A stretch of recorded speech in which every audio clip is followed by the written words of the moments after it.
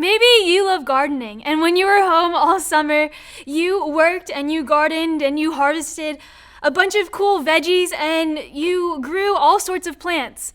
Or maybe you're like me who struggles to keep even the easiest houseplant alive. Either way, we can all kind of identify with a parable that Jesus talks about the vine and the branches. We know that it takes effort to care for a garden and to bear fruit. And when we get just one little strawberry, we know it's all worth it. Jesus says, "I am the true vine, and my Father is the gardener." He cuts off every branch in me that bears no fruit. And to my gardening friends, that makes a lot of sense. While every branch that does bear fruit, God prunes so that it will be even more fruitful. And that makes sense too. When I was reading through these lines, I was reminded that all the branches get cut. In other words, we all face some sort of difficulty, a challenge, a hardship, loss, struggle, a hurdle.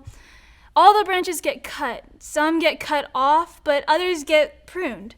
And pruning is the process of cutting away bad stuff in order for more growth to happen, for more good stuff to flourish and to even be more fruitful, as Jesus would say. The Greek word used for he prunes can also be read as he cleans. That through this process, God is cleansing us. Know today that your difficulties and the challenges do not go unnoticed by God. If you abide in him, if you follow after Christ, he sees what you're enduring, and it does not go unnoticed. That through this, you will be even more fruitful. I think that's why it says in Romans, Paul writes, we rejoice in our sufferings.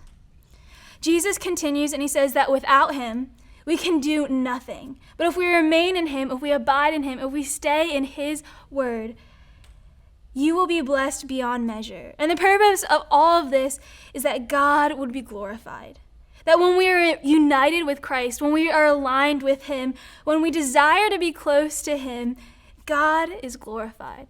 John Piper once said, "God is most glorified when you are most satisfied in him." Jesus says all of this, talking about the vine and the branches and gardening, all to make this point. As the Father has loved me, so I have loved you. Now remain in my love.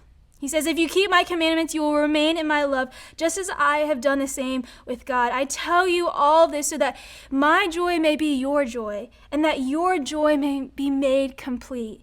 In other words, that your joy may be satisfied. Jesus says, love one another. More importantly, he says, love each other just as I have loved you. Jesus is saying, abide in me, remain close to me. God will prune you and he will cleanse you. And because of all this, you will bear fruit. That you will be loved and blessed beyond measure, but this fruit is not something to be wasted.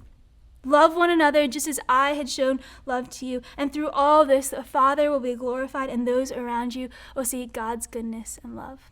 What a great reminder it is for us today that God's love and God's glory can be shown to others as we remain in Christ.